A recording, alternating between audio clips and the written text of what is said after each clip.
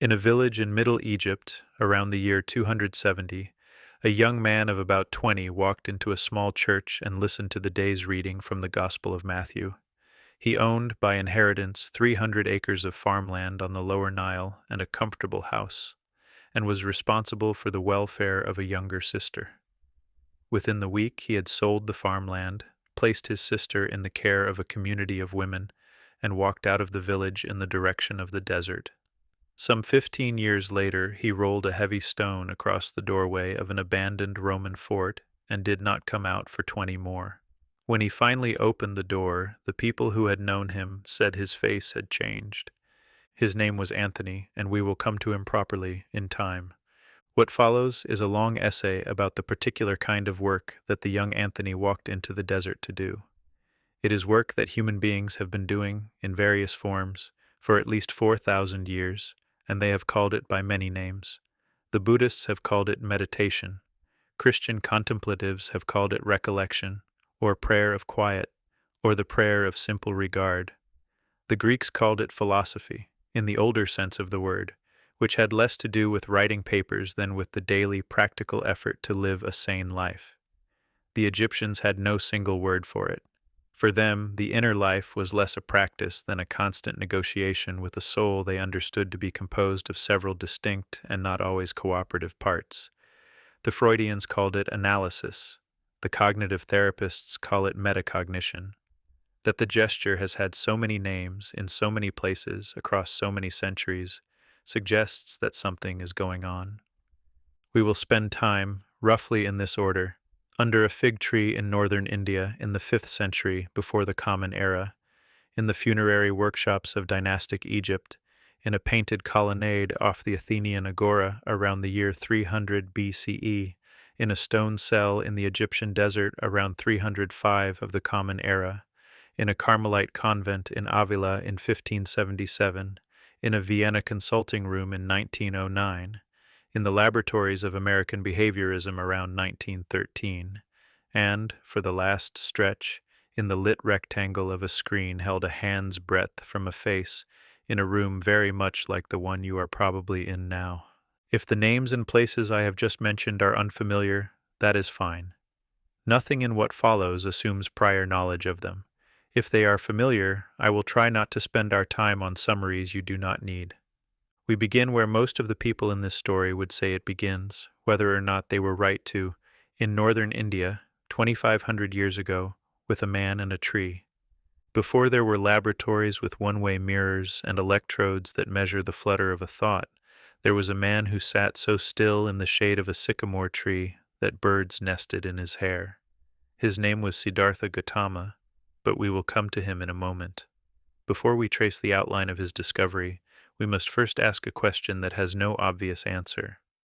What happens when the instrument of measurement and the object being measured are the exact same thing? When an astronomer points a telescope at a distant nebula, the glass lens is cold and the star is hot. They are separate. When a biologist peers through a microscope at the twitching tail of a sperm cell, the eye behind the eyepiece belongs to a creature of bone and ambition, while the swimmer on the slide belongs to a universe of fluid and instinct. There is distance. There is safety. The astronomer does not fear that the nebula will judge her for looking. The biologist does not worry that the sperm cell will think him unworthy of its secrets. The boundary holds. But what happens when the mind decides to study the mind? What happens when the knife tries to cut itself? What happens when the water tries to see its own wetness? What happens when the eye attempts to behold its own seeing? What happens when the thinker turns the spotlight of attention upon the machinery of thought itself? The answer, as we have learned across 4,000 years of recorded anguish and ecstasy, across continents and cultures, across monasteries and madhouses, across the sighs of mystics and the scribbled notes of neurologists, is often a peculiar kind of destruction. Not the destruction of the body, though the body often pays the toll, developing strange tics, mysterious ailments, or a simple refusal to eat, but the dissolution of the very scaffolding upon which we hang our identity. This is an essay about that act of looking inward so fiercely that the eye scorches the optic nerve. It is a journey through the history of how human beings have stared into the abyss of their own consciousness, and more often than not, found the abyss staring back so intently that they forgot where they ended and the void began.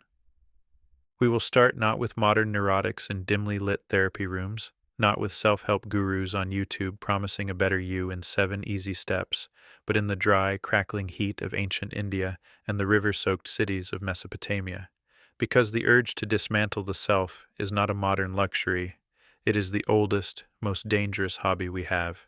It is the hobby of people who have satisfied their hunger and still found themselves starving for something they cannot name. Before we proceed, I must offer a small warning. This essay will be long. It will be very long. It will ask you to sit with stories that are uncomfortable and ideas that may make the furniture of your mind feel slightly askew. But this length is not a failure of editing, it is a feature of the subject. The mind studying itself is not a quick process, it is a slow excavation. And if you are to understand why a man would sit under a tree for 49 days without moving, or why another man would walk the streets of Athens in a barrel, or why a woman in medieval Norwich would scream that the fire of God's love was burning away her bones, you must be willing to sit in the discomfort of the question for more than a few minutes. The mind that studies itself to destruction does not work on the clock of a TikTok video. It works on geological time. So make yourself comfortable, perhaps pour a cup of tea. Let us begin the long, slow walk into the labyrinth. The weight of the sycamore fig. Consider the scene, the Gangetic Plain, sometime around the 5th century BCE. The air is thick with the smell of dust, jasmine, and cow dung. The story goes that a prince who had spent his youth surrounded by pleasure walls high enough to block out the sight of a gray hair or a wrinkle finally stepped outside. His father, a king named Suddhodana, had been warned at his son's birth that the boy would either become a great world-conquering emperor or a great world-renouncing saint. The father, being a practical man, chose empire. He built 3 palaces for his son, one for the hot season, one for the cold, one for the rains. He filled them with dancing girls, musicians, and the finest foods. He ordered that no sick person, no old person, and no dead body should ever cross the prince's path. The prince's mind was to be a garden of perpetual youth and pleasure. It was the most ambitious psychological experiment of its time. Can you prevent the mind from studying itself by removing all evidence of suffering? It failed. It failed spectacularly. And it failed because the mind, even a pampered one, has a nose for the truth. Prince Siddhartha, now a husband and a father, went riding in his chariot beyond the palace walls. On the first journey, he saw a man bent double, leaning on a stick, his skin like crumpled parchment, his teeth few and brown. "What is that?" the prince asked his charioteer, Channa. "That, my lord, is an old man. All of us will become like that if we live long enough." On the second journey, he saw a person lying by the road, covered in sores, groaning with fever. "That is sickness," said Channa. "It comes without invitation." On the third journey, he saw a procession carrying a wrapped bundle on a bier, followed by weeping relatives. "That is death," said Channa. "It is the end of every story." The software of the prince's perfect, curated mind crashed. He could not unsee the corruption of the body. He returned to the palace, but the dancing girls now looked like skeletons in waiting. The music sounded like the prelude to a funeral march. The food tasted like ash. The mind, having glimpsed the fact of impermanence, could no longer pretend it hadn't. This is the first stage of self-study, the moment the comfortable narrative cracks. But his real crisis, the one that would lead to a revolution in the science of the self, came later. He did not simply mope in the palace. He did what any rational person would do when faced with the problem of suffering. He went looking for the best minds of his generation to fix it. He studied with Alara Kalama, a master of meditation who taught him to enter a state of nothingness. The prince achieved this state quickly. He sat in the forest, his senses withdrawn, his mind absorbed in a vast, silent void. It was peaceful. It was a relief from the anxiety of the palace. But when he came out of the meditation, the old man, the sick man, and the corpse were still waiting. The problem of suffering had been temporarily suspended, like pausing a horror film, but the film was still running. "This is not the answer," he said, and he left Alara Kalama. He then studied with Udaka Ramaputta, who taught him to enter an even subtler state of neither perception nor non-perception. This is the edge of consciousness, a realm so refined that you cannot say you are aware, and you cannot say you are unaware. It is the mental equivalent of hovering at the event horizon of a black hole. The prince mastered this too, and again, when he returned to ordinary waking life, the fact of suffering remained untouched. He had learned to escape the mind's content, but he had not understood the mind's nature. This is a crucial distinction, and one that separates the Buddha's project from mere escapism. He was not interested in taking a vacation from the self. He wanted to dismantle the self and see if there was anything that didn't fall apart. So he did something that seems, to modern eyes, utterly insane. He sat down under a tree, a Ficus religiosa, the Bodhi tree, and he made a terrifying bargain with himself. He said, in the language of the ancient texts, "Let my skin and sinews and bones dry up, together with all the flesh and blood of my body. I will not rise from this seat until I have attained the supreme and final wisdom." We tend to think of meditation as a soft, fuzzy thing, a wellness app with a wave sound and a soothing British voice telling you to notice your breath. That is a tragic misreading. What Siddhartha did under that tree was a forensic autopsy performed on his own living consciousness. He was both the coroner and the corpse. He turned the mind upon the mind and began to catalog the components with the precision of a watchmaker disassembling a timepiece. He noticed that the mind is not one thing. It is a flowing river of 5 aggregates, or skandhas. There is the aggregate of form, the raw data of the senses, the pressure of the grass under his legs, the sound of the wind in the leaves, the smell of the river in the distance.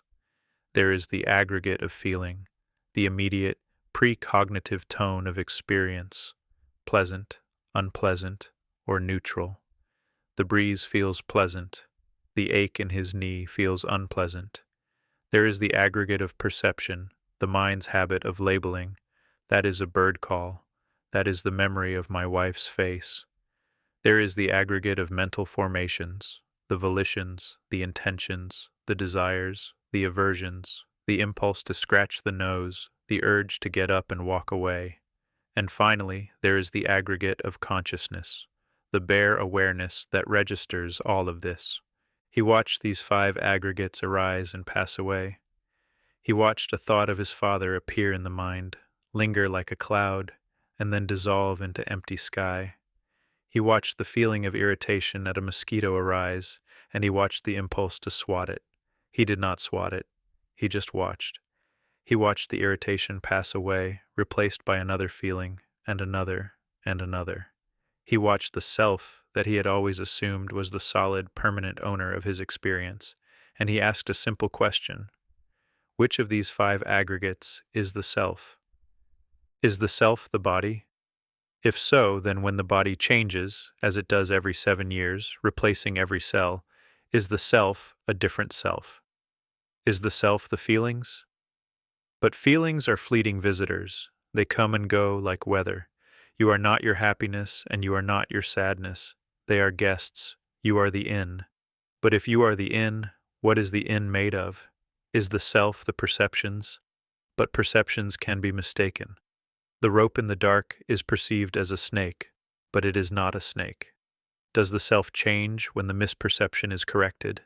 Is the self the mental formations? But the intentions shift from moment to moment. The mind that wanted to meditate 5 minutes ago now wants to eat a mango. Is the self a traitor to itself? Is the self consciousness? But consciousness is always of something. It is a mirror that cannot see itself without an image. When there is no object, consciousness sleeps. If the self is consciousness, then the self disappears in deep sleep and reappears in the morning. Can something that disappears and reappears be the true self? He looked for the driver and found only the driving. He looked for the thinker and found only the thinking. He looked for the feeler and found only the feeling. The self was like a cart. You can talk about the wheels, the axle, the seat, and the reins, but if you take them all apart and lay them on the grass, where is the cart? The cart is a convenient designation, a useful fiction that allows us to talk about a collection of parts as if it were a single thing. And so, he realized, is the self. It is a convenient designation, a useful fiction that allows us to navigate the world of social relationships and legal responsibilities, but it has no more ultimate reality than the cart. This is the first documented case study in history of the mind studying itself to the point of structural collapse.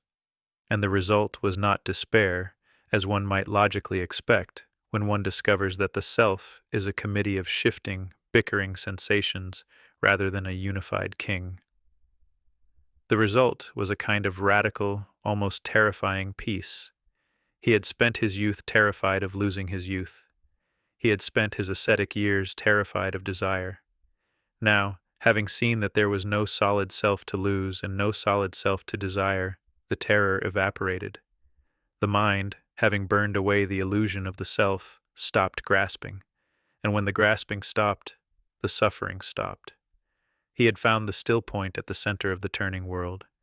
He sat for 7 more days under the tree, just enjoying the freedom. Then he stood up and walked to the deer park at Sarnath, where he met the 5 ascetics who had abandoned him when he gave up self-starvation. They saw him coming and said to each other, "Here comes the weakling who gave up the holy life. We will not greet him or offer him a seat." But as he drew closer, they saw something in his eyes that made them forget their resolution. They found themselves preparing a seat, fetching water, and listening. And what he told them was not a philosophy. It was a diagnosis and a prescription. Suffering exists. Suffering has a cause, the grasping of a non-existent self at things that are also impermanent. Suffering can end, and there is a path to that end. This is the first lesson from deep history. The mind, when turned upon itself with sufficient intensity, reveals its own lack of a solid core. For most of us, this is an intellectual curiosity. For the adept, it is an earthquake that swallows the palace. But the palace, it turns out, was made of painted cardboard all along. The flayed god of the Nile, shift the map west, toward the reeds of the Nile Delta, toward the black, life-giving mud that the river deposited every year when it flooded, toward a civilization that lasted 3,000 years, and whose monuments still make the tourists crane their necks and shield their eyes from the sun. If India gave us the systematic dissolution of the self through focused attention, Egypt gave us something more visceral, more tangible, more haunted, the fragmentation of the self through mythology and ritual. Long before Plato, in his dialogue Phaedrus, wrote his famous allegory of the charioteer trying to control 2 unruly horses, the white horse of noble passion and the black horse of base desire, with reason holding the reins, the Egyptians were living with a far more complex and, frankly, more psychologically accurate map of the soul. They did not think you were just one thing. You were a committee of at least 5 distinct pieces, possibly more depending on the era and the theological school. And these pieces had their own agendas, their own vulnerabilities, and their own fates in the afterlife. Let us sit with this for a moment, because it is strange and it is profound. When an ancient Egyptian said "I," they were using a shorthand for a crowded room. First, there was the wren. This was your name, but it was not just a label like Bob or Mary. The wren was a living part of your soul. To speak the name of the dead was to give them life. To erase the name from monuments and papyri, the infamous damnatio memoriae, was to murder the soul a second time, a final time. The mind studying itself in Egypt had to consider, is my name me? If my name is forgotten, do I cease to exist? This is not a trivial question. Think of the anxiety that grips a writer whose books go out of print, or a celebrity whose star is fading. The Egyptians externalized that anxiety and gave it a name, the wren. The destruction of the self, in the Egyptian imagination, could be accomplished by the simple act of chiseling a name off a wall. Second, there was the Sheut. This was your shadow. But again, it was not the mere absence of light caused by your body blocking the sun. The Sheut was an entity with a kind of dark, chthonic power. It was a part of you that could move independently, and that contained some essence of your being. It was associated with death and the underworld, but also with protection.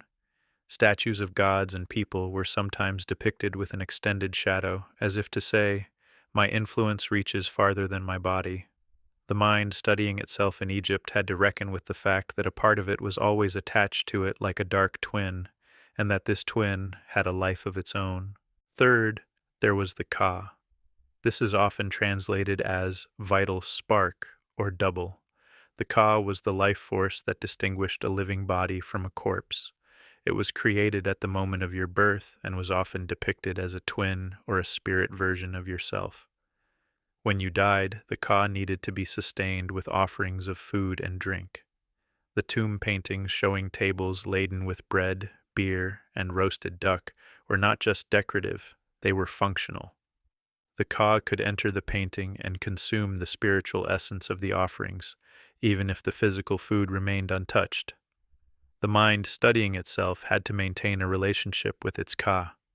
To neglect the Ka was to starve a part of yourself. Fourth, there was the Ba. This is perhaps the most fascinating and familiar of the Egyptian soul parts. The Ba was your personality, your unique character, the sum of your memories and quirks.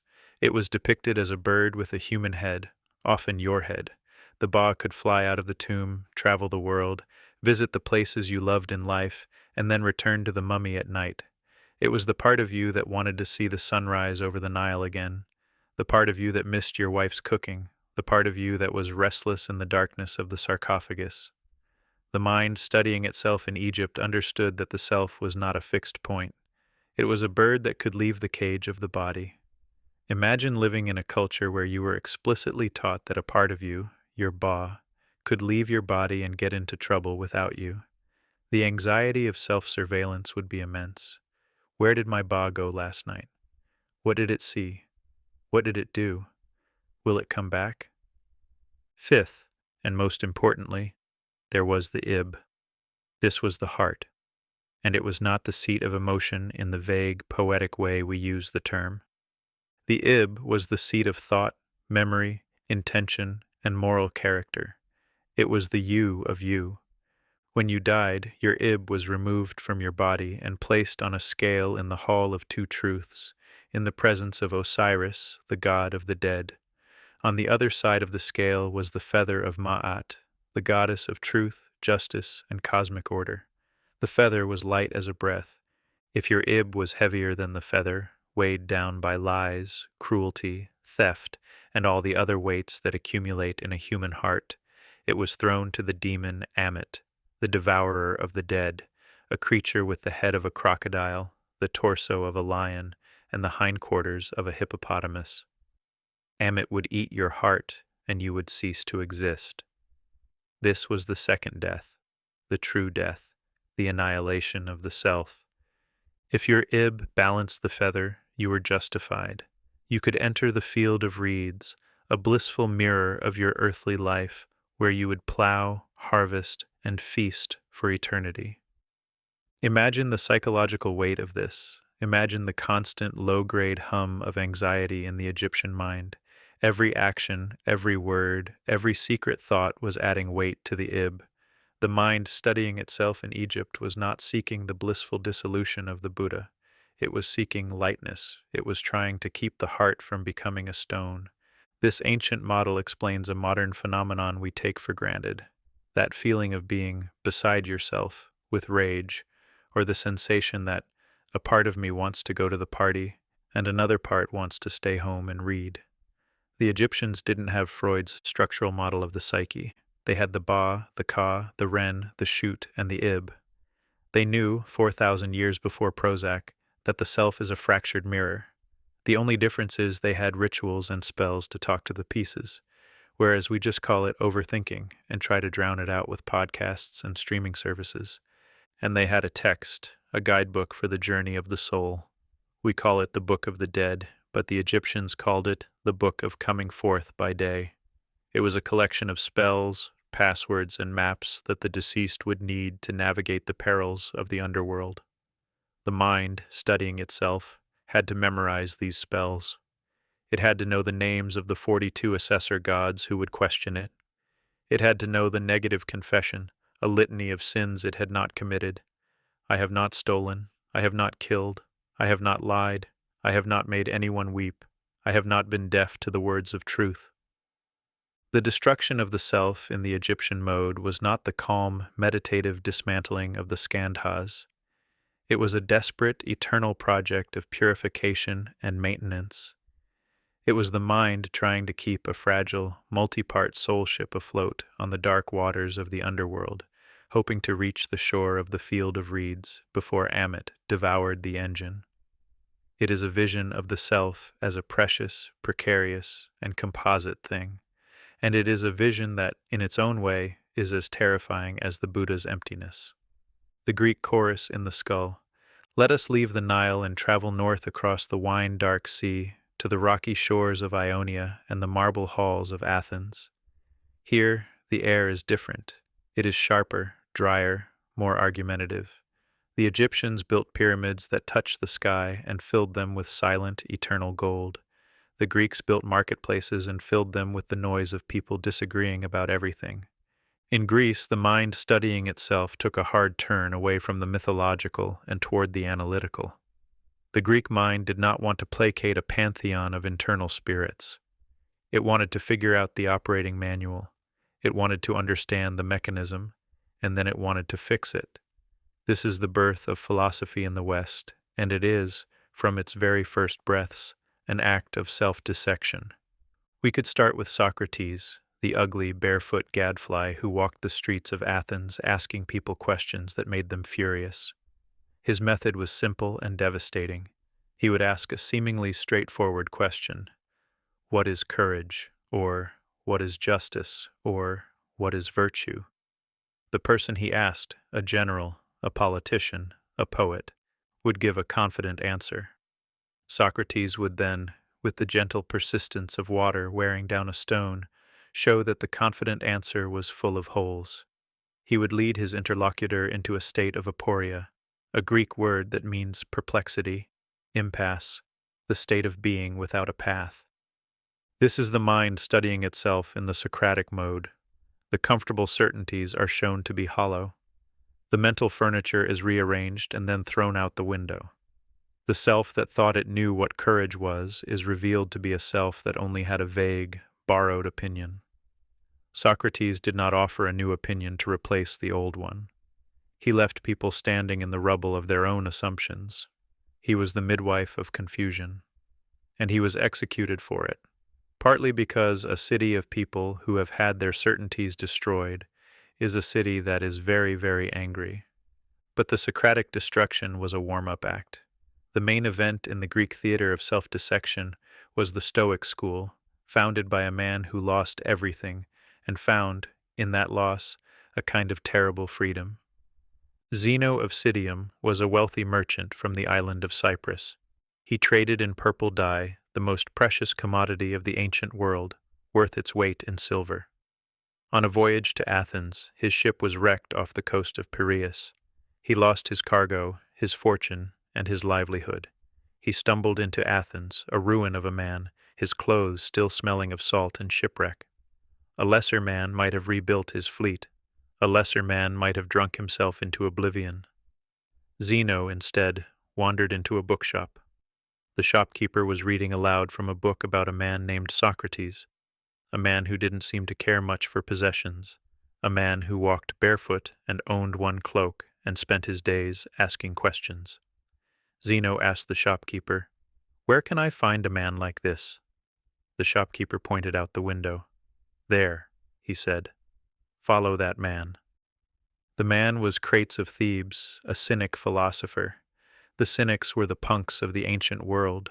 They lived on the streets, they defecated in public, they masturbated in the marketplace, and they argued that all the conventions of society, Wealth, status, reputation, shame were so much nonsense.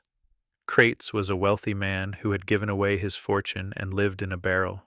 His wife, Hipparchia, came from a noble family and left it all to join him in the barrel.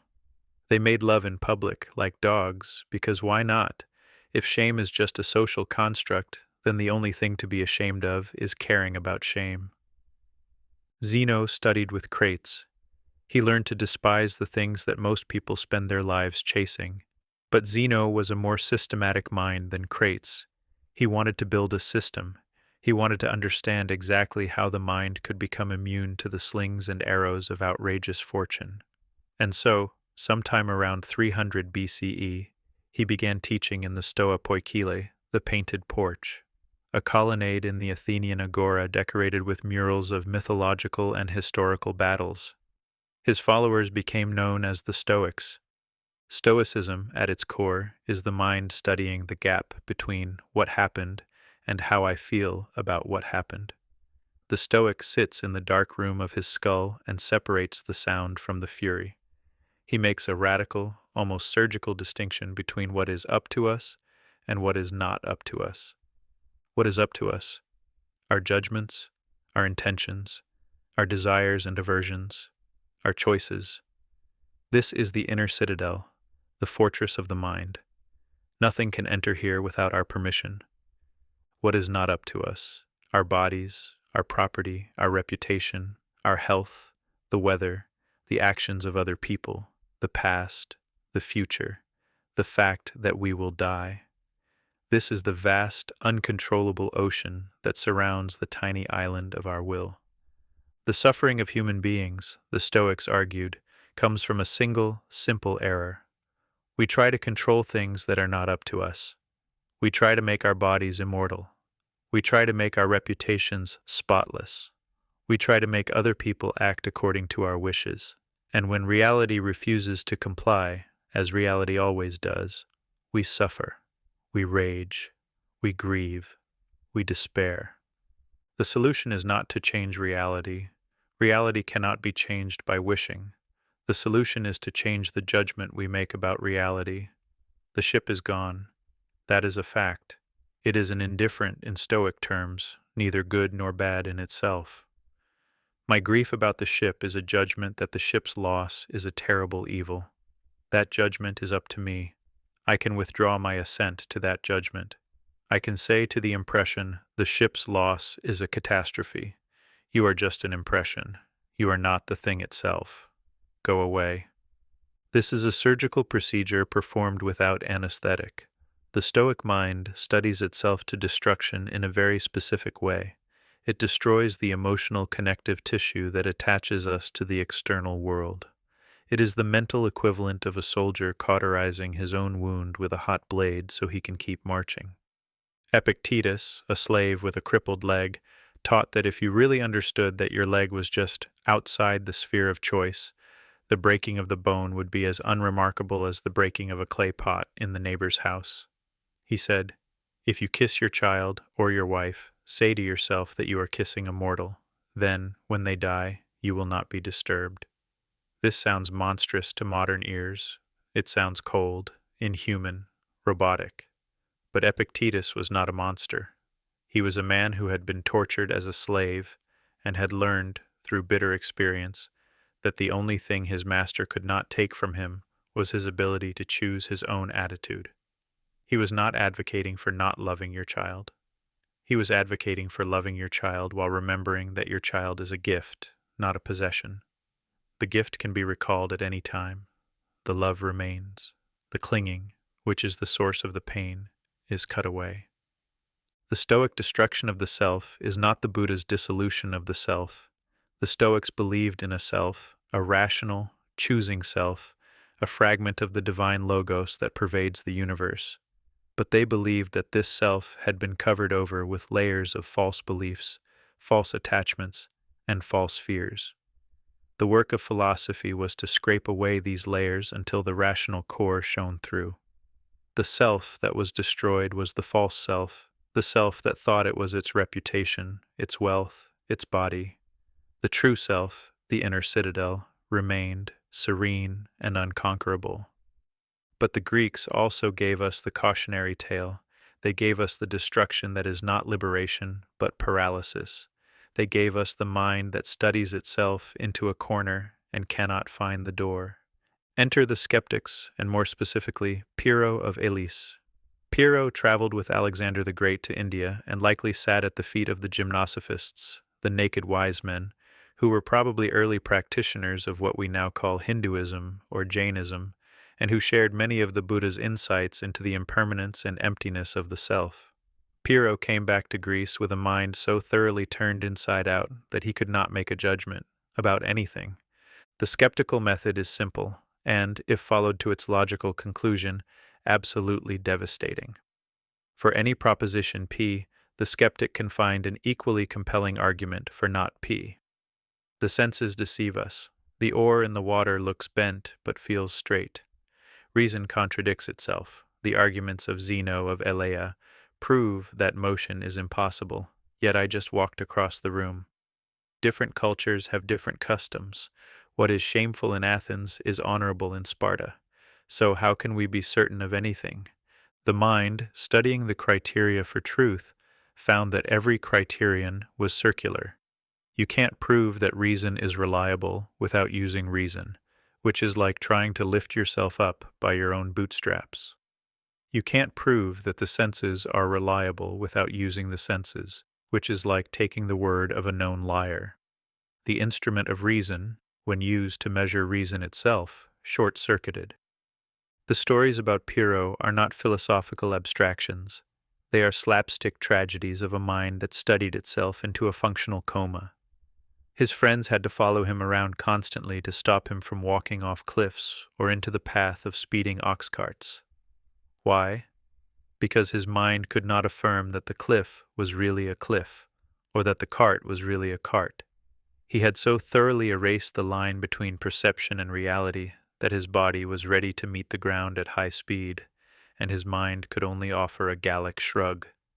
The anecdotes, passed down by Diogenes Laertius, paint a picture of a man who had achieved a kind of negative sainthood. He would talk to himself constantly, and when asked why, he said, "I am practicing to be good." He didn't care if no one was listening. He didn't care if the conversation was with a wall. He had withdrawn into a world where the only thing that existed was the flow of appearances, and he refused to sign off on any of them.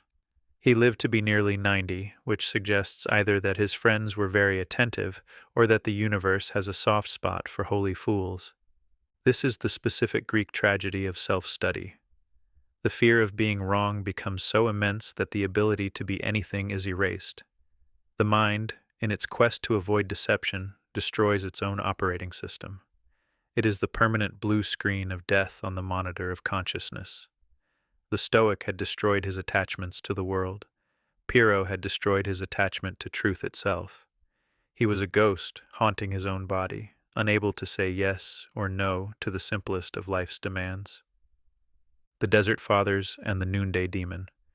We must now leap forward several centuries, past the rise and fall of the Roman Republic, past the birth of an obscure Jewish sect in the province of Judea, past the slow conversion of the empire to the worship of a crucified carpenter, and land in the scorching, silent emptiness of the Egyptian desert around 300 CE. Here, in the caves and abandoned tombs of Wadi el-Natrun and the rocky hills of Nitria and Cetus, we find perhaps the most explicit, brutal, and well-documented examples of the mind studying itself to destruction. These were the Desert Fathers and Mothers, Christians who fled the cities not because the cities were persecuting them. That era was largely over thanks to Emperor Constantine, but because the cities had become too easy. Christianity had become fashionable. Bishops wore silk. The blood of the martyrs had dried, and the church was filling up with lukewarm believers who wanted the insurance policy of baptism without the inconvenience of actually changing their lives. The Desert Fathers looked at this and felt a deep, gnawing disgust. They wanted the real thing. They wanted the white-hot fire of the early church. And since the Romans were no longer providing the lions, they would have to find their own lions. They went to the desert to be devoured by themselves. They weren't fleeing persecution, they were fleeing distraction. They understood, with a clarity that the modern world has lost, that the noise of the city is a kind of anesthesia. The chatter of the marketplace, the gossip of the baths, the drama of the chariot races, these things fill the mind and prevent it from ever having to sit alone with itself. The Desert Fathers wanted to sit alone with themselves. They wanted to see what was under the noise. A young man named Anthony, who had inherited a sizable estate from his wealthy landowning parents, walked into a church in his village one day and heard the gospel reading, "If you would be perfect, go, sell what you possess and give to the poor, and you will have treasure in heaven. And come, follow me." Anthony, who was about 18 or 20, took the words literally. He walked out of the church, sold his 300 acres of fertile Nile farmland, gave the money to the poor, placed his younger sister in a community of virgins, a precursor to the convent, and walked into the desert. He did not go straight to the deep desert. He started on the outskirts of his village, learning from the old men who had been living the ascetic life for decades. He was like a spiritual apprentice, watching the masters and asking questions. "Father, how do you pray without ceasing? Father, how do you fight the demon of lust? Father, what do you do when you are so bored that you want to scream?" He learned their techniques, and then, like any ambitious student, he wanted to go further. He moved deeper into the desert. He found an abandoned Roman fort on a mountain by the Nile. The fort was full of snakes, scorpions, and the accumulated debris of centuries. He moved in, sealed the door with a large stone, and stayed there for 20 years. For 20 years, no one saw his face. His friends would bring him bread and water and leave it at the door. They would hear strange noises from inside, groans, shouts, the sounds of a struggle. They thought he had gone mad. They thought the demons were tearing him apart. And they were right, in a sense. When Anthony finally emerged, at the age of about 55, his friends expected to see a raving lunatic, a man whose mind had been shattered by isolation. Instead, they saw a man whose face was radiant with a strange brightness, whose eyes were like windows into a calm sea. He was perfectly healthy, perfectly sane, and perfectly at peace. He had the serene, unshakable presence of a mountain. He was, his biographer Athanasius wrote, like a physician to all Egypt. What happened in those 20 years? The Desert Fathers, and the women like Syncletica and Mary of Egypt who joined them in the wilderness, kept records.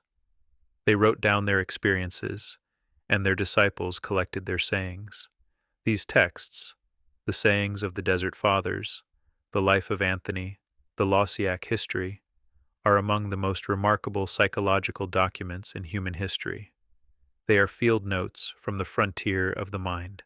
The Desert Fathers discovered that when you remove external stimulation, the mind does not become quiet, it becomes louder. The noise of the city is replaced by the noise of the self, and that noise is far more terrifying. The first thing they encountered was the logismoi, the thoughts, not the abstract philosophical thoughts of the Greeks, but the intrusive, obsessive, repetitive thoughts that swarm the mind like flies on a carcass. The thought of a delicious meal back in Alexandria, the thought of a soft bed and a warm body beside it, the thought of the insult someone said to you 10 years ago, the thought of your own greatness, your own holiness, your own specialness, the thought of despair. This is pointless. I am wasting my life in this cave. God has abandoned me. The Desert Fathers developed a sophisticated psychology of these thoughts. They noticed that a thought begins as a simple suggestion, a flicker in the mind, like a spark landing on dry grass. If you engage with the suggestion, if you turn it over and examine it, it becomes a dialogue. You start talking back to the thought. Yes, that meal would be delicious. The dialogue, if prolonged, becomes a captivity. You are now obsessed. You can think of nothing else. And the captivity, if it reaches its full term, becomes a passion, a habitual, entrenched pattern of sin that shapes your entire personality. The goal of the Desert Father was to catch the thought at the stage of the suggestion and to flick it away before it could catch fire. They called this nepsis, watchfulness, sobriety, vigilance. It is a state of perpetual low-level alertness. The mind is a sentry on the walls of a city, scanning the horizon for the dust cloud of an approaching enemy. This is exhausting work. It requires a level of sustained attention that is almost unimaginable to the modern mind, which is accustomed to outsourcing its attention to screens and algorithms. The most famous and formidable of these internal enemies was the one they called acedia, the noonday demon. Acedia is not sadness. It is not depression as we clinically define it, though it shares some symptoms. Acedia is the mind's revolt against stability. It is the demon of restlessness, of boredom, of the desperate need for something to happen. The monk would be sitting in his cell, trying to pray, which is to say, trying to focus the lens of the mind on a single point, the presence of God, and acedia would arrive. It was called the noonday demon because it often struck around midday, when the sun was at its highest and the heat was most oppressive. Time would seem to stop. The hour would feel like 50 hours. The monk would look at the sun and swear it had not moved since the last time he looked. The demon would whisper, "This is pointless. The other monks are having better spiritual experiences than you. They are probably seeing visions of angels while you sit here sweating. You should go to the window. You should count the reeds. You should count the grains of sand. You should go and visit brother so-and-so. He's sick, you know. It would be the charitable thing. You should go anywhere but here, inside this skull." Acedia was the demon that made the monk hate his cell, and the cell, for the Desert Father, was the workshop of salvation. To flee the cell was to flee the very place where the work of the soul was done. The great Abba Moses the Black, a former slave and robber who became one of the most revered of the Desert Fathers, said, "Go, sit in your cell, and your cell will teach you everything." But the cell taught hard lessons. The mind, deprived of external input, began to hallucinate input. The monks reported seeing beautiful women, piles of gold, or terrifying beasts in the corners of their caves. They knew these were projections of their own desires and fears, their Ba and their Ka in Christian drag, their repressed id staging a coup. But knowing the lion is made of smoke doesn't stop your heart from pounding when it roars. Anthony, in his fort, was beaten so severely by demons that he was found lying on the ground, unable to move. He said later that the demons took the forms of wild beasts, lions, bears, leopards, bulls, serpents, scorpions, wolves, and they tore at his flesh with their claws and teeth, but he laughed at them. "If you had any power," he said, "one of you would be enough, but since you are many, you are weak." The demons vanished like smoke. The life of the Desert Father is a record of the mind's self-destruction and reconstruction. They discovered that if you sit still long enough, the lies you tell yourself to get through the day peel off like layers of sunburned skin. First, the lie of "I am my job," they had no job. Then, the lie of "I am my reputation," they lived alone, and the opinions of the world meant nothing. Then, the lie of "I am my thoughts," they watched thoughts rise and fall like desert wind. Then, the lie of "I am my feelings," they let the waves of emotion crash over them and recede, without acting on them. What's left when all the lies are burned away? They called it the imago Dei, the image of God. Psychologists might call it the observing self, or the witness. The Desert Fathers called it the nous, the spiritual intellect, the eye of the soul. It is the part of the mind that can watch the thoughts without being swept away by them. It is the still point at the center of the turning storm. And they found that this nous was not something they had to create. It was something they had to uncover. It was already there, buried under the rubble of the false self. The price of admission was the complete annihilation of the false self. And that annihilation, they all wrote, felt a lot like dying. Abba Pohman said, "A man must die to his neighbor, to his friend, to his family, and to himself." Another saying, "Unless you hate your own life, you cannot be a disciple." This is not the language of self-improvement. It is the language of self-execution. But the strange, paradoxical fruit of this execution was a love that was wider and more generous than anything they had known in the world. Having destroyed their attachment to particular people and particular things, they found themselves loving everything with a fierce, impartial tenderness. Abba Isaac said, "I have never allowed a thought of resentment against a brother to enter my heart, and I have never allowed a brother to go to sleep with a resentment against me." Abba Agathon carried a pebble in his mouth for 3 years to learn silence. When he was about to die, the other monks asked him, "Are you afraid, Father?" He said, "I have done my best to keep the commandments of God, but I am a man. I do not know if my works have been pleasing to God." He died with his eyes open, watching for the face he had spent a lifetime trying to see. The interior castle and the dark night. The impulse to study the mind to the point of destruction did not remain confined to the Egyptian desert. It migrated. It went north and west into Europe. It found new expressions in the monasteries of the Benedictines, the Cistercians, and the Carthusians. But perhaps its most vivid and accessible expression came much later, in the 16th century, in the sun-baked cities of Spain, in the writings of two mystics whose names are inseparable, Teresa of Ávila and John of the Cross. Teresa was a Carmelite nun.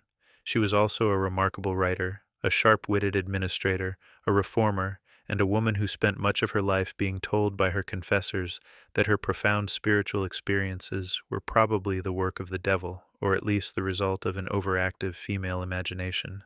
She had to fight for the validity of her own inner life, and in fighting she produced a body of work that is a detailed, practical, and utterly gripping map of the mind's journey into itself and beyond itself. Her masterwork, The Interior Castle, is an allegory. The soul, she says, is a castle made of a single diamond or very clear crystal. This castle contains many mansions, 7, to be precise. In the center of the castle, in the 7th mansion, dwells God. The journey of the spiritual life is the journey from the outer walls of the castle, through the successive mansions, to the center. It is a journey inward. Most people, Teresa says, never get past the outer courtyard. They are so preoccupied with the affairs of the world, the venomous creatures that crawl around the castle walls, that they never even enter the first mansion. They live their entire lives outside their own souls. To enter the castle is to begin the life of prayer. But prayer, for Teresa, is not simply reciting words. It is the deliberate turning of the mind's attention inward. It is the mind studying itself. And as the mind moves deeper into the castle, it encounters various obstacles, consolations, and terrors. The early mansions are characterized by effort. The mind must learn to gather itself, to overcome distractions, to persist in the dry, boring, thankless work of sitting still and paying attention. This is the asceticism of the Desert Fathers, translated into the language of a 16th century Spanish nun. The mind is like a wild horse that must be tamed. Or, in Teresa's more famous metaphor, the mind is like a garden that must be watered. At first you have to draw the water by hand from a well, hard, exhausting labor. Later you can use a water wheel. Later still, a stream flows through the garden. And finally, it rains. Effort ceases. The garden is watered by grace. But the most interesting part of Teresa's map, and the part most relevant to our theme of the mind studying itself to destruction, is the transition between the active, effortful stages and the passive, graced stages. This transition is often marked by a period of intense suffering and confusion that she and her protege, John of the Cross, called the dark night of the soul. The dark night is the mind studying itself and finding nothing. It is the experience of the Buddha under the Bodhi tree, but filtered through the language of Christian theism. The meditator, having practiced diligently for years, having tamed the wild horse of the mind, having watered the garden with the sweat of their brow, suddenly finds that all the lights have gone out. Prayer becomes impossible. The mind feels like a brick wall. God seems absent. The old consolations, the feelings of peace, the moments of insight, the sense of divine presence evaporate. John of the Cross describes this experience with clinical precision. He says that God puts the soul into this dark night to purge it of its remaining attachments. The soul has become attached to spiritual consolations. It has made an idol of its own good feelings. It has become spiritually greedy. So God removes the consolations to teach the soul to love God for God's own sake, not for the goodies God gives. But from the inside, the experience is one of total destruction. The mind, which thought it was making progress, which thought it was becoming holy, which thought it had a handle on this prayer business, is reduced to a state of utter helplessness. John of the Cross says the soul feels as if it has been swallowed by a great beast and is sitting in the darkness of its belly. It feels abandoned by God, rejected, damned. This is the mind studying itself and hitting the wall of its own limitations. The mind can take you to the edge of the interior castle. It can get you to the sixth mansion, but it cannot take you into the seventh. The seventh mansion, union with God, is a gift. It is not achieved, it is received. And the reception requires the death of the achiever. The self that wants to achieve union with God is the very self that stands in the way of union. So it must be broken. John of the Cross writes poetry about this breaking. His poem, The Dark Night, is one of the most beautiful and harrowing documents in the literature of self-destruction. On a dark night, kindled in love with yearnings, oh, happy chance! I went forth without being observed, my house being now at rest. The house is the mind, the senses, the passions. They are at rest because they have been silenced. The soul slips out in the darkness, unnoticed by its own faculties, to meet the beloved in the night. The destruction here is not the annihilation of the person, it is the annihilation of the obstacle. The mind, which has been the instrument of the journey, must lay itself down at the threshold. It must become like a candle flame that is snuffed out so that the sun can rise. The birth of the couch and the return of the repressed. Time accelerates again. The printing press churns out Bibles and pamphlets. The scientific revolution teaches us to look outward at the stars and the cells, rather than inward at the soul. The Enlightenment crowns reason as the supreme monarch of the human faculties. The Romantics rebel, championing emotion and the dark forests of the unconscious. The Industrial Revolution puts a steam engine on the ego and sets it racing down tracks of iron and coal. And in Vienna, at the twilight of the 19th century, a neurologist with a taste for cigars and antiquities decides that the mind studying itself shouldn't be done in a cave, or under a tree, or in a cloister. It should be done on a velvet-upholstered couch, with the patient talking and the analyst listening. His name, of course, is Sigmund Freud. Freud's innovation was not that the mind is fractured. The Egyptians knew that, and the Desert Fathers knew it, and Teresa of Ávila knew it. Freud's innovation was that the fracture is a secret from itself. The mind, according to Freud, is a document that has been redacted with heavy black ink. The conscious self, the ego, is just the poor, harried editor trying to make sense of a manuscript written by a lunatic, the id, and policed by a grammarian with a stick up his ass, the superego. The process of psychoanalysis is, once again, the mind studying itself to destruction. But this time, the destruction is interpretive. The patient lies on the couch and says whatever comes into their head. This is the fundamental rule of psychoanalysis, free association. The patient must suspend the internal censor and let the words flow, no matter how silly, obscene, or irrelevant they seem. The analyst sits behind the couch, out of sight, and listens. The goal is to find the symptoms, the strange behaviors, the obsessive thoughts, the inexplicable anxieties, the dreams that wake us in a cold sweat, and to trace them back to their hidden sources. The symptom, Freud argued, is a compromise formation. It is the result of a conflict between a forbidden wish, usually sexual or aggressive in nature, and the forces of repression. The wish, unable to gain direct access to consciousness, expresses itself in a disguised form. The symptom is the disguise. Consider the famous case of the rat man. This was a young lawyer, intelligent and articulate, who was tormented by an obsessive fear. He had heard a story during his military service about a particularly gruesome form of torture used in the East. The victim was tied down, and a pot containing live rats was placed upside down on his buttocks. The pot was heated, and the rats, desperate to escape, would burrow into the victim's anus. The rat man could not get this image out of his head, and worse, he was haunted by the fear that this torture would be applied to two people he loved: his father, who was in fact already dead, and a young woman he was hoping to marry. His conscious mind was a prison of this horrific fantasy. He had developed elaborate rituals to ward off the danger. He would make a vow, and then immediately feel compelled to break it, and then have to make a new, more complicated vow to cancel out the breaking of the first vow. His life was a tangle of mental knots. As Freud guided the rat man's mind back over the terrain of his own childhood and adolescence, they uncovered a dense web of repressed anger. The rat man had harbored intense murderous rage toward his father, who had been strict and disapproving. He had also felt intense ambivalence toward his girlfriend, a mixture of love and contempt, desire and disgust. These feelings were unacceptable to his conscious mind, which was that of a dutiful, upright, middle-class Viennese gentleman. So the mind had performed a trick.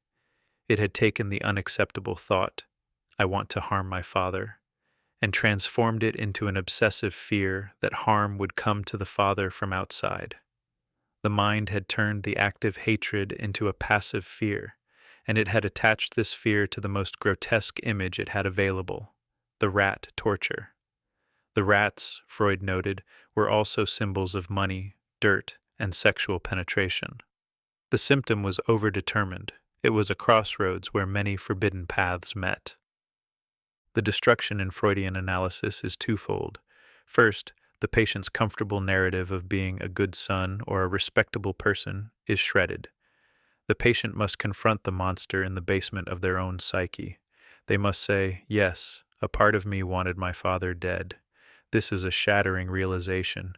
It destroys the false self that was built on the denial of that hatred. Second, the symptom itself is destroyed. Once the mind sees why it built that particular cage, once the repressed wish is brought into the light of consciousness and talked about openly, the cage is no longer necessary. The energy that was bound up in maintaining the symptom is released. The rat man, after his analysis with Freud, was freed from his obsessive rituals. The rats, having been understood, scurried back into the dark. But Freudian self-study has a dark underbelly that the Buddha, the Desert Fathers, and Teresa of Ávila would all have recognized. Freud was a pessimist. He did not believe in the possibility of permanent liberation. He said the goal of therapy was to turn hysterical misery into common unhappiness. That is a far cry from nirvana. That is a far cry from the seventh mansion of the interior castle. That is a far cry from the radiant face of Anthony emerging from the fort. Why this pessimism? Because Freud believed that the conflict between the id and the superego was structural. It was built into the human condition. We are born as screaming bundles of desire, and we are socialized by a civilization that demands we renounce those desires. The renunciation is never complete. The desires go underground and fester. The best we can hope for is a kind of armed truce between the warring factions of the self. The mind, even when studied to the point of neurotic collapse, still finds itself anchored to a world of jobs, sex, death, and taxes. The Greek skeptic could walk off a cliff. The Viennese neurotic can only walk to the baker and feel a vague, persistent, but ultimately manageable sadness. The behaviorist revolt and the black box. But even Freud's modest goal of common unhappiness was too mystical for some. In the early 20th century, a new school of psychology arose that wanted nothing to do with the mind studying itself. They wanted to throw the mind out altogether. The behaviorists, led by John B. Watson and later B.F. Skinner, looked at the history we have just traced, the mystics, the monks, the neurotics on couches, and they saw nothing but unscientific nonsense. You can't see a thought, you can't measure a feeling, you can't weigh a dream. All this talk of the self and the soul and the unconscious was, to the behaviorist, just so much medieval superstition dressed up in fancy German words. Psychology, they insisted, should be the science of behavior, observable, measurable, quantifiable behavior, stimulus and response, input and output. The mind is a black box. We don't know what goes on inside it, and frankly, we don't need to know. We can predict and control behavior perfectly well by manipulating the environment. Watson made this point with characteristic bluntness in his 1913 manifesto, Psychology as the Behaviorist Views It. He wrote, "Psychology as the behaviorist views it is a purely objective, experimental branch of natural science. Its theoretical goal is the prediction and control of behavior. Introspection forms no essential part of its methods, nor is the scientific value of its data dependent upon the readiness with which they lend themselves to interpretation in terms of consciousness." He went further. He said that if you gave him a dozen healthy infants and his own specified world to bring them up in, he would guarantee to take anyone at random and train him to become any type of specialist he might select. Doctor, lawyer, artist, merchant chief, and, yes, even beggarman and thief, regardless of his talents, penchants, tendencies, abilities, vocations, and race of his ancestors. This is the opposite of the mind studying itself. This is the environment studying the mind, and finding that the mind is just a passive lump of clay. The self is an illusion. There is no inner citadel. There is no interior castle. There are only habits, conditioned reflexes, and the history of reinforcement. Skinner, the most influential and radical of the behaviorists, took this logic to its conclusion. In his novel Walden 2, he imagined a utopian community run entirely on behaviorist principles. The citizens are happy, productive, and content. They have been conditioned from birth to love their work, to cooperate with their neighbors, and to find fulfillment in simple pleasures. They do not have anxiety, neurosis, or existential dread. Why would they? They have never been reinforced for those behaviors. But the question that haunts Walden 2 is the question that haunts the entire behaviorist project. Who designs the conditioning? Who decides what behaviors are desirable? Who is the unseen hand pulling the levers of the Skinner box? If the self is an illusion, then the self that does the conditioning is also an illusion. But someone must be in charge, and that someone, in Skinner's utopia, is a small group of benevolent planners who have somehow escaped the conditioning that governs everyone else. They are the philosophers, the scientists, the experts. They have studied the mind from the outside and have decided what is best for it. The behaviorist revolution was, in its own way, a kind of self-destruction. It destroyed the idea of the self as a legitimate object of study. It turned the mind's gaze away from its own interior and toward the external world of levers, pellets, and electric shocks. It was a collective agreement to stop looking inward, and for a few decades in the middle of the 20th century, it seemed to work. Behaviorism dominated academic psychology.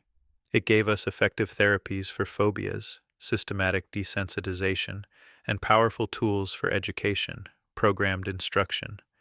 But the black box could not remain sealed forever. The mind, it turns out, is not a passive lump of clay. It is an active, interpreting, meaning-making machine, and the evidence for this came, ironically, from the very laboratories that the behaviorists had built. The cognitive revolution and the return of the ghost. In the 1950s and 1960s, a new generation of psychologists began to poke holes in the behaviorist orthodoxy. They were influenced by the rise of the computer. If a machine could process information, make decisions, and solve problems, then perhaps the mind could be understood as a kind of biological computer. The black box was not empty. It was full of programs. This was the cognitive revolution. It brought the mind back into psychology, but in a new form. The mind was no longer a mysterious soul or a dark unconscious. It was an information processor. It took in data from the senses, ran it through various algorithms, and produced outputs in the form of thoughts, feelings, and actions. The mind studying itself in the cognitive mode is not a mystic or a neurotic. It is a debugger. It is trying to find the bugs in its own software. It is identifying the cognitive distortions, the systematic errors in thinking that lead to depression, anxiety, and other forms of suffering. Consider the work of Aaron Beck, the founder of cognitive therapy. Beck was originally trained as a Freudian psychoanalyst. He spent years listening to patients on the couch, trying to uncover their repressed wishes and childhood traumas. But he began to notice something.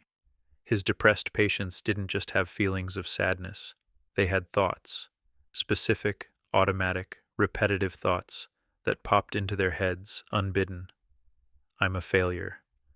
No one loves me. The future is hopeless. Beck realized that these thoughts were not just symptoms of an underlying unconscious conflict. They were the problem. The depressed mind was running a program that filtered all experience through a lens of negativity. The program had a set of characteristic bugs: all or nothing thinking. If I don't get this promotion, my entire career is a waste. Catastrophizing. My partner is late. They must have been in a terrible accident. Personalization. My boss looks angry. It must be something I did. Mind reading. I just know they think I'm boring.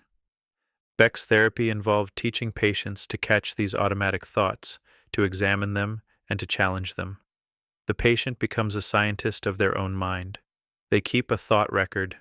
They write down the situation, the automatic thought, the emotion it produced, and then they look for evidence for and against the thought. Is it really true that no one loves me? What about my friend who called me yesterday? What about my dog who wags his tail when I come home? This is the mind studying itself in the scientific mode. It is the Socratic method applied to one's own internal monologue, and it is remarkably effective. Cognitive behavioral therapy, CBT, the descendant of Beck's work, is one of the most rigorously tested and widely used therapies in the world. It has helped millions of people climb out of the pit of depression and anxiety. But the cognitive approach, for all its power, has its limits. It treats the mind as a set of thoughts that can be corrected. It is less interested in the thinker of the thoughts. It asks, is this thought true or false? It does not ask, who is it that is thinking this thought? It is a therapy of content, not of context. And this is where the ancient wisdom traditions circle back and tap us on the shoulder. The Buddha, the Desert Fathers, Teresa of Ávila, they were not primarily interested in the content of the thoughts. They were interested in the space in which the thoughts arise. They were interested in the awareness that beholds the thoughts. They were interested in the self that claims ownership of the thoughts. The cognitive therapist helps you change your thoughts from, I am a failure, to, I made a mistake, but I can learn from it. This is a profound and helpful shift. But the mystic goes further. The mystic asks, who is this I that is claiming to be a failure or a success? Is there an I there at all, or is the I just another thought? The Hall of Mirrors, the modern malaise. We live now in an age of unprecedented self-study. We have functional MRI machines that light up in brilliant colors when we think of our mothers or our favorite sports teams. We have genetic tests that claim to tell us about our predispositions for anxiety, addiction, and adventurousness. We have journals with prompts designed to excavate our deepest values. We have an entire economy built on self-care and mindfulness apps that ping our phones and remind us to breathe. We have podcasts where celebrities and thought leaders dissect their trauma, their recovery, and their morning routines. We have more tools for looking at the mind than any generation in human history. We have more language to describe our inner states. We have more permission to talk about our mental health. And yet, we seem more lost, more anxious, more fragmented, and more unsure of who we are than the desert father in his silent cave, than the Egyptian scribe worrying about the weight of his heart, than the Stoic slave calmly accepting his crippled leg. Why? What has gone wrong? Why has the age of maximum self-study become the age of maximum self-doubt? The answer, I suspect, lies in the mirror. The modern mind, studying itself, is not sitting in silence. It is not sitting in a cave, or under a tree, or in a cloister, or even on a velvet couch with a silent, attentive analyst behind it. The modern mind is sitting in a hall of mirrors. We study ourselves through the reflection in other people's eyes. We post a photo, a thought, a joke, a confession, and we wait for the mirrors to light up.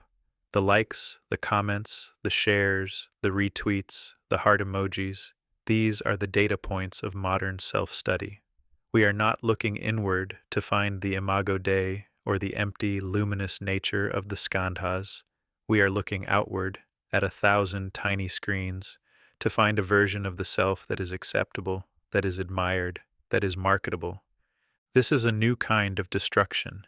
It is not the peaceful dissolution of the Buddha, who found freedom in the realization that there was no solid self to defend.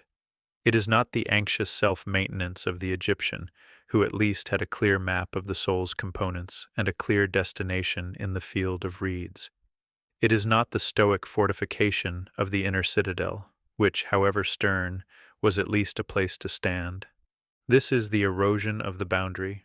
If the instrument, the mind, is constantly being recalibrated by external feedback, social media, advertising, the opinions of strangers, then the self that emerges from the study is not an authentic core, but a composite sketch based on the desires of 1,000 other people.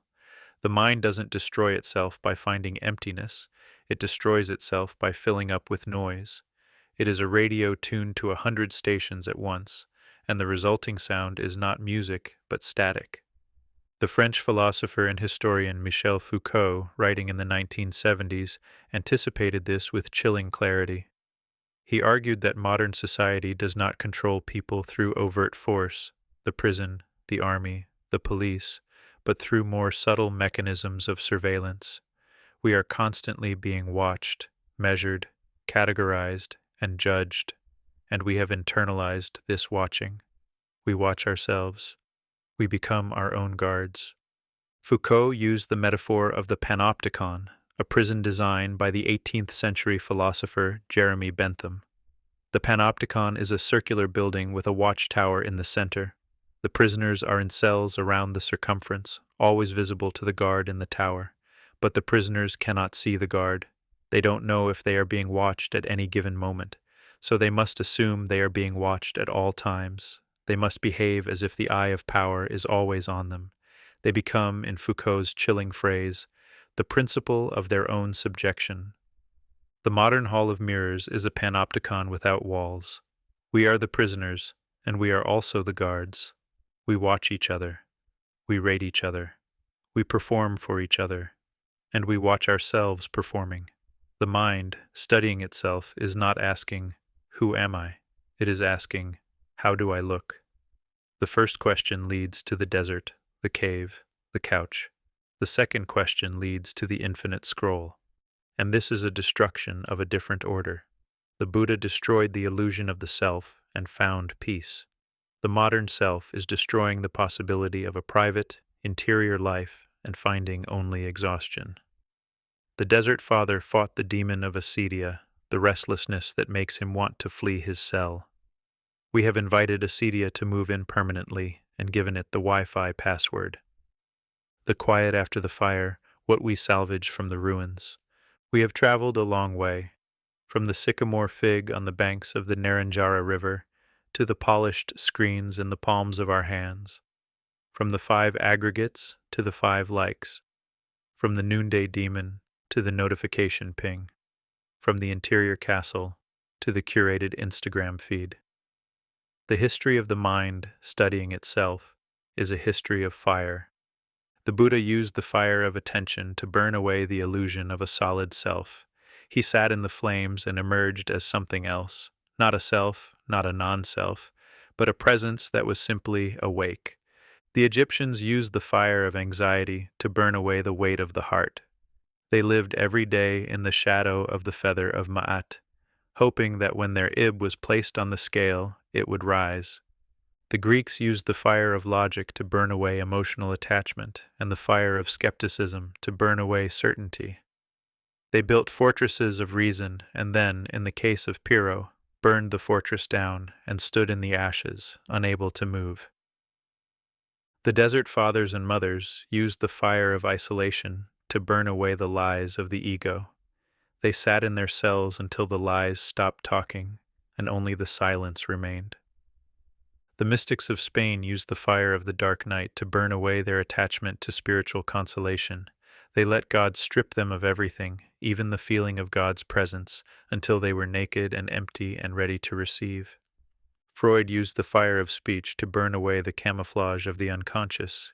He brought the monsters out of the basement and made them sit in the light.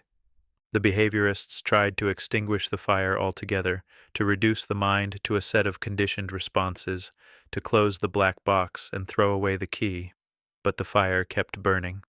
The cognitive therapists used the fire of reason to burn away the distortions of thought. They taught us to argue with our own minds, to be the Socrates of our own mental chatter. And now we live in a world where the fire is everywhere, all the time. We are burned by the fire of comparison, the fire of performance, the fire of information overload. We are burned by the fire of our own relentless, exhausting self-awareness. What do we salvage from the ruins? What do we learn from 4,000 years of the mind's self-destruction? The first lesson is that the self is not a thing. It is a process. It is a story that we tell ourselves, a story that is constantly being revised, updated, and retconned. The Buddha saw this and smiled. The Desert Fathers saw this and wept. Freud saw this and reached for a cigar. But they all saw it. The self is a verb, not a noun. The second lesson is that the mind, when turned upon itself, will always find something it didn't expect. You go looking for the driver and find only the driving. You go looking for the heart and find a committee of squabbling spirits. You go looking for the rational core and find a hall of mirrors. You go looking for God and find a dark night. You go looking for your true self and find a composite of other people's opinions. The mind is a labyrinth, and the minotaur at the center is you, or rather, the idea of you that you have been carrying around like a heavy stone. The third lesson, and perhaps the most important, is that there is a difference between destruction and dissolution. The mind can be destroyed by being filled with noise, by being pulled apart by the competing demands of 1,000 external mirrors. That is the modern destruction, and it is a kind of death. But the mind can also be dissolved in the way that a lump of salt dissolves in water. It doesn't disappear. It becomes part of something larger. It loses its rigid boundaries and becomes continuous with the world around it. This is what the mystics of every tradition describe. It is what the Buddha experienced under the Bodhi tree. It is what Teresa of Ávila found in the seventh mansion. It is what the Zen masters point to when they say that the self is like a sword that cannot cut itself, or an eye that cannot see itself. The instrument of measurement and the object being measured are the same thing. This is the paradox that started our journey, and the resolution of the paradox is not to find a way to separate them. The resolution is to stop measuring, to stop trying to pin the self down like a butterfly on a board, to stop asking, "Who am I?" and to start being whatever it is that is asking the question. The lesson from 4,000 years of human experiment is this. The mind is the only tool that gets sharper the more you use it to dismantle its own handle. You might end up with a pile of splinters, unsure of where the tool ends and the hand begins. And according to every sage, monk, neurotic, and mystic who has ever lived to tell the tale, that confusion, that terrifying, beautiful, splintered confusion, is the only honest place to stand. The quiet after the fire is not silence. It is the sound of the fire no longer needing to burn. It is the sound of the self, having been studied to the point of transparency, revealing itself as a window rather than a wall. And through the window, you see the same old world. The trees, the sky, the faces of those you love, the work that needs doing, the cup of tea growing cold in your hand. But you see it without the extra layer. You see it without the constant, anxious commentary of the self that is trying to manage its own performance. The Egyptian scribe, after a life of keeping his heart light, died and faced the scale. The Buddha, after 49 days under the tree, stood up and walked to the deer park.